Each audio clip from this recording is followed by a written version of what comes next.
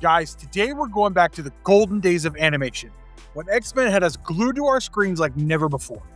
Except we're not even talking about X-Men the Animated Series, which ended back in '97. We're diving into the successor of the OG series, which low-key exceeded our expectations. We're talking about X-Men Evolution today. It had a crushing legacy to carry on its back with the X-Men Animated Series ending just a few years before, and it was actually a really risky decision. But they made the bold decision to sort of take the series back to its roots and begin from when the mutants were just teenagers navigating through school life.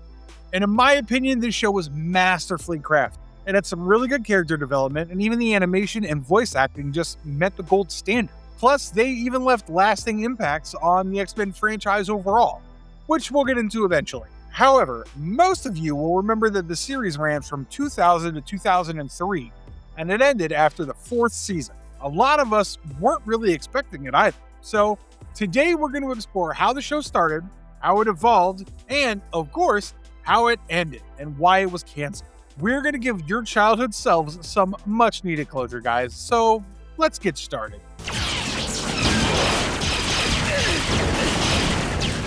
How X-Men Evolution reinvented Marvel's mutants for a new generation. Okay guys, so we've already mentioned how it was just 3 years after the first series ended that Evolution started appearing from the woodwork. And X-Men the Animated Series had already covered the major angle of the source material, which was the X-Men fighting against the mutant discrimination and the whole mutants versus humans battle. So they had to take a new direction, right? The show's co-developer, Robert N. Skier himself said, "What would you do? The X-Men series, what they did was pretty much the definitive way that you would handle the X-Men. They're mutant freedom fighters. They're doing what they can to stop the world from being afraid of the bad mutants causing problems." That story had already been told, so what do you do that's different? What made sense to me was, why don't we take it back to the beginning? Why don't we show them just starting? Here's a radical idea. Let's show them as teenagers. So that's exactly what they did. They portrayed the X-Men as school-going teenagers who were learning how to control their powers while also increasingly realizing how mutants were actually perceived by the world. That whole aspect was done really well. Cyclops, Jean Grey, Rogue, Nightcrawler, and Shadowcat, all of them basically went to 2 schools. Bayville High, which was their regular high school, and then they also trained at Xavier's Institute with Professor Xavier, Wolverine, and Storm as their teachers. Robert N. Skier explained it really well. He said, "The big contribution that I made was controversial at the time and didn't make sense to people. It was that they were going to go to 2 different schools. One in X Mansion and the other at Bayville High. The answer is really simple. If you don't have them interacting with other kids and having the fear of being discovered, what's the point of the show? Being a teenager means that you feel how powerful you are. You're coming into your own and there are things about you that make you unique and powerful. But you also know that if your friends saw the real you and who you really are, they'd think you're a freak and reject you. That's what being a mutant is. It really is a wonderful metaphor for being a teenager. My whole vision for this show was, this is a show about a bunch of kids who are trying to really hard not to be superheroes. The world's conspiring and pushing them into this position where they have no choice. We wanted to make the high school and the town a microcosm of the world. It isn't like they're traveling internationally and getting into giant battles. It all happens at the school." So, X-Men Evolution was essentially a modernized take on the OG series, and it focused on a very important gap and built on it so well. They showed us a whole new side of these mutants that we'd already fallen in love with. The show gave us original characters like X-23 and Spike. "This is not the place for your private war."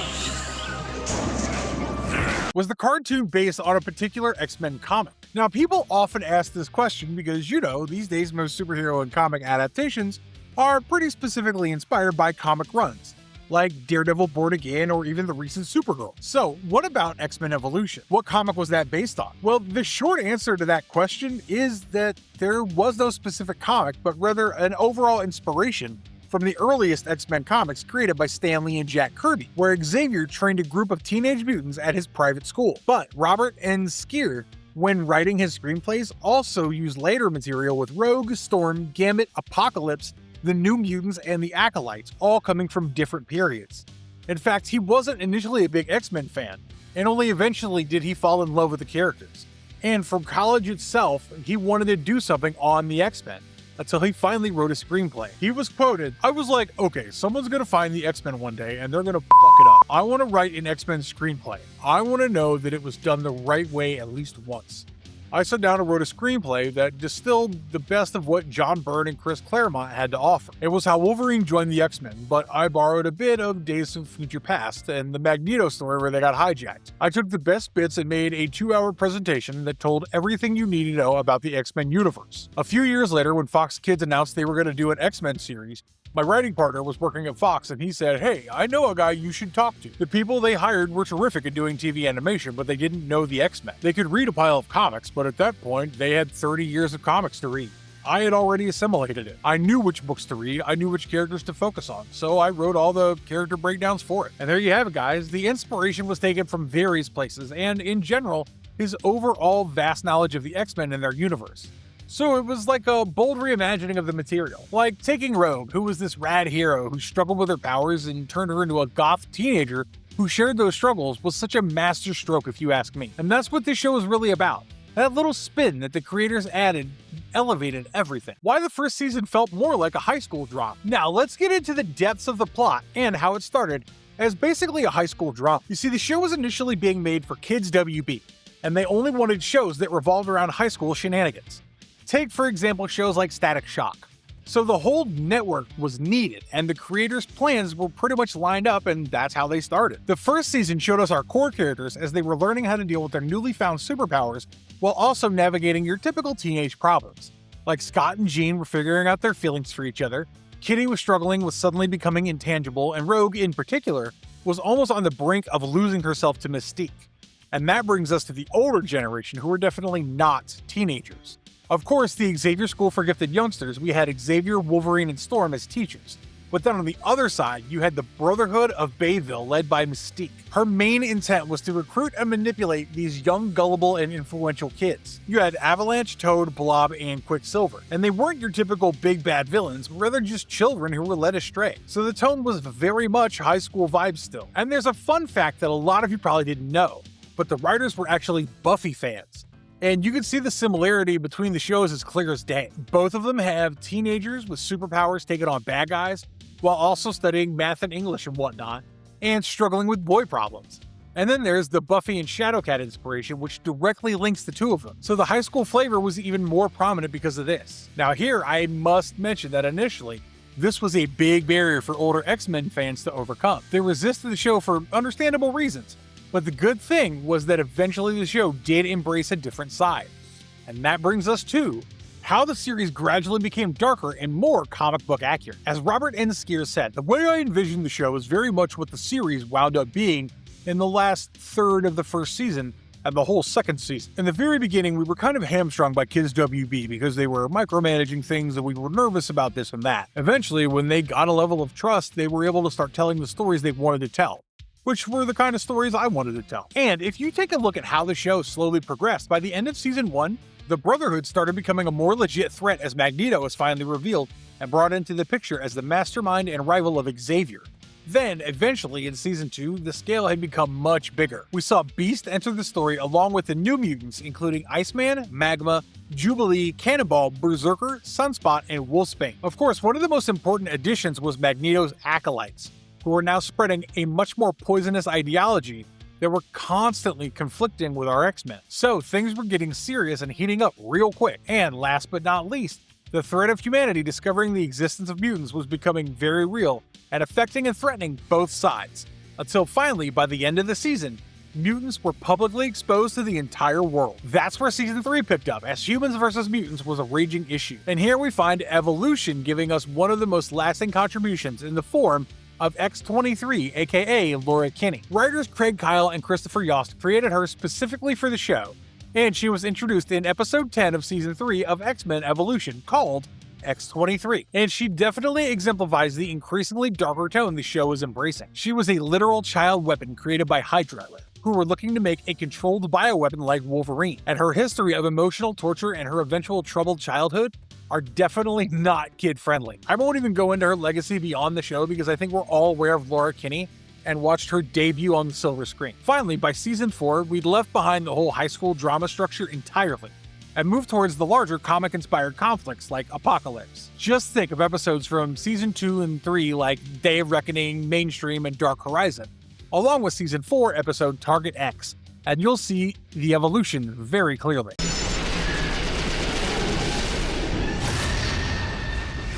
how the final battle united every mutant faction. Now we finally come to the end. Now, unlike most shows or cartoons that have an abrupt or no ending at all, X-Men Evolution actually had a really good two-part TV movie-style ending to Season 4. The season culminated in this massive battle spanning the 2 episodes, Ascension Part 1 and 2, that united everyone against the terrifying big bad Apocalypse. You see, by Part 1, Apocalypse had risen and already recruited his 4 horsemen, and this was a generational 4 with Professor Xavier, Magneto, Storm, and Mystique. Like, holy shit, that team is some next-level mutant heritage. But what was Apocalypse's master plan? Well, he was going to turn all humans who had the dormant X gene into mutants.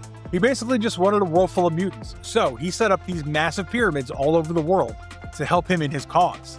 But as I mentioned, every single rival faction that the show had built up for 4 seasons it ran, including the X-Men versus the Brotherhood, Magneto versus Xavier, and even the overarching humans versus mutants, it all faded away. And all these factions united under one banner. Hell, even the Sentinels that were created by Bolivar Trask to target mutants were being used in the fight against Apocalypse, if you can imagine that. Even the Acolytes were on the side of the good guys for a change. And by Part 2, Xavier's dream of watching the various mutant groups come together and cooperate with humans was finally coming true. Remember how I mentioned what a great character Rogue was? With her rocky beginnings being swayed by Mystique and her own troubles with her powers. It was almost as if the entire show was building up for this Season 4 finale, because she was at the center of it all and the very reason they were finally able to defeat Apocalypse. You see, earlier in the series, Rogue had absorbed powers from many mutants, and that becomes crucial in this final fight. There was one mutant in particular called Leech, whose mutation-negating ability had been absorbed by her. So in the final battle, when the different mutant teams were strategically launching coordinated attacks on the various pyramids that were fueling Apocalypse's power, it was Rogue and the mutation-negating power that were finally able to bring him to a standstill. She was able to hold him off long enough for Wolverine to jump in and attack the machinery that was keeping him anchored to the physical plane. Together, the heroes managed to oust Apocalypse from his dimensional space and even restore the Horsemen. The world was literally saved from the very brink of destruction, and it would have been impossible without teamwork and camaraderie. And honestly, that's my favorite part. It wasn't some single-man showdown where Jean Grey unleashes some next-level Omega power that obliterates and disintegrates Apocalypse. No, it was actually due to the combined and systematic effort of every single team, including humanity, just the way Xavier had imagined. But that wasn't all Xavier had imagined. We are prepared for what the future brings. I know this because I have glimpsed it in the mind. Xavier's final vision revealed the X-Men's entire future. Xavier's psychic abilities clearly never let us down, guys, because this time, being connected to Apocalypse, he was able to see all the possible futures of the X-Men. Doctor Strange who? And his visions were basically this final epilogue or montage of everything that was possible in the X-Men's future, while also commemorating all they had built. And boy did it show some major X-Men events that we fortunately did eventually witness on the big screen with later X-Men film adaptations. One vision was about Jean Grey's Dark Phoenix transformation, and I mean, duh, people love that arc, and for good reason. They also showed an insanely powerful and deadly future Sentinel, which had to be Nimrod. And that means the humans versus mutants war was far from over. We also saw Magneto standing on the side of the X-Men for a change, which was such a breath of fresh air. Shame we didn't get to see more of it. In one of the visions, the Brotherhood seemed to be wearing uniforms that low-key looked like the Freedom Force. For all the Rogue and Gambit fans, 4 years of shipping finally paid off as we saw them together romantically. Spike also made an appearance along with the Morlocks. And most importantly, we saw a far more mature and grown-up team, showing how far the show had come. Our heroes were no longer teenagers going through puberty. They had grown up, being taught by some of the greatest mentors, and being forged from literal fire. But of course, all these visions were just possibilities. We unfortunately didn't get to see any of them come true because the next season got canceled. That almost made this epilogue even more memorable, if you ask me. Leave him alone! Was X-Men Evolution canceled, or did it properly end? Now, on to the major question. Why did the show get canceled? If you're looking for a dramatic answer or some controversy that was brewing behind the scenes, you're going to be disappointed because there was none. Many believe that the program was canceled because the toy line failed, but honestly, we don't have a definite answer. The show did, after all, receive a genuine 2-part finale that was emotionally impactful and actually a pretty beautiful ending to the show. So it didn't get abruptly canceled or stopped on some random episode or anything like that. In fact, Xavier's visions showed that the showrunners themselves had a whole lot of ideas for a future 5th season that ultimately got canceled. In fact, the show's co-developer, Robert N. Skier, was asked why the show was canceled, and he simply said, "You'd have to ask the people in charge at Kids WB. I think that executives keep shows on the air as long as they're popular and make their network look really good. If you have shows on for too long, the network starts to look like it's a little long in the tooth." So many shows were changing back then because Nickelodeon was so strong in getting so much of an audience. If you look at the kind of shows they replaced X-Men with, you get a sense that it was the time for the network to move on to a different kind of show. I don't think it was lack of faith in the series, I think it was more of a business aesthetic kind of decision. So basically it was a matter of WB wanting to change its business strategy with Nickelodeon. The show producer, Boyd Kirkland, also mentioned canceling the show because apparently there was some friction between the management and the financing partner, as the monthly budget simply became too high. And that's the answer, guys. I know it's kind of underwhelming, but it's still better than a sudden cancellation and no finale.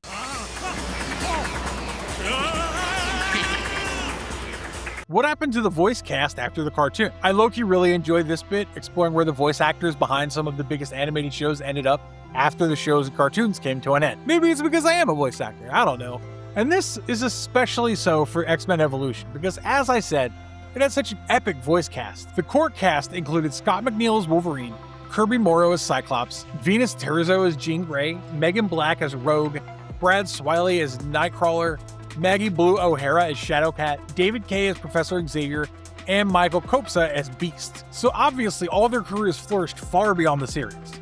Like, take David Kaye, who voiced Professor Xavier. He had one hell of a career, and you might even recognize his voice from some other massive franchises. You've watched Transformers, right? Ever felt like Megatron and Optimus Prime sounded oddly familiar in some of the Transformers productions? You're not hallucinating, it's David Kaye who voiced them both. Hell, he even voiced Clank in Ratchet and Clank, and numerous characters across both Marvel and DC's animations. Then there's Scott McNeil, the voice behind Wolverine, who's actually Canadian and similarly had a really impressive career, having appeared in Beast Wars, Reboot, Inuyasha, Dragon Ball Z, Full Metal Alchemist, and so much more. Tell me it's not impressive as shit. Even Kirby Morrow, who voiced Cyclops, continued his work in anime, dubbing and stuff, including the Stargate franchise. Unfortunately, his career was cut short as he passed away in November of 2020 at only 47 years old, which many fans lamented. We've also got to mention Michael Kopsa, who voiced Beast, whose sheer quantity of work will amaze you. This man has over 200 acting credits throughout his career, including The X-Files, Fringe, Watchmen, and many more, before he passed away in 2022 with complications related to a brain tumor. And then there's Venus Terzo, who honestly did such a great job with Jean Grey.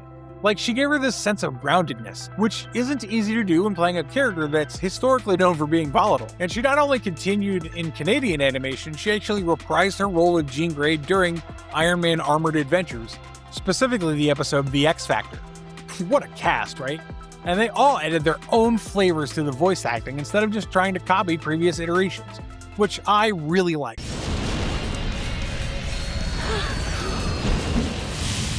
Did the X-Men Evolution comic continue the cartoon? Are you suddenly feeling nostalgic about X-Men Evolution and want more content? Well, Marvel published an official X-Men Evolution comic series between 2001 and 2002. It didn't exactly continue the cartoon storyline, so don't go in expecting any form of continuity or hoping that the comic will act as some unofficial season 5, because in reality, the comic ended before the cartoon did. Yeah, and it was hypothesized that it mainly ended because it wasn't ranking in enough revenue and the profits weren't matching up, so it was ultimately dropped. But it's still a good read because it uses the same animated character designs and the general continuity that was created by the television series. In fact, it also explored some stuff that was untouched by the series. It gave us its own unique take on the Morlocks, and it also started to set up a Mr. Sinister storyline. Unfortunately, we didn't get to see where it was going because the series was canceled after the 9th issue. It was basically supplementary material that you could read alongside the TV show. Ever since then, though, Marvel has collected all 9 issues and preserved them for all y'all to read. But yeah, it isn't a continuation of the Ascension finale in any form whatsoever.